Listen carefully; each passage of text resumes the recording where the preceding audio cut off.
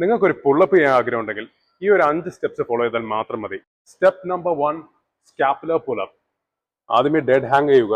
Raise your chest up. Number 2, jumping pullup to negative.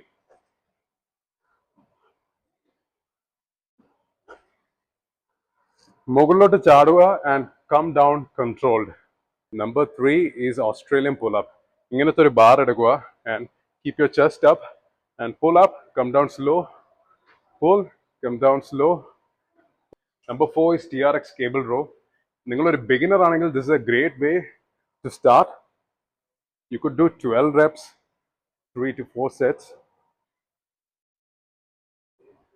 Now, last one, resistance band ഉപയോഗിച്ചിട്ടുള്ള pull-ups ആണ്.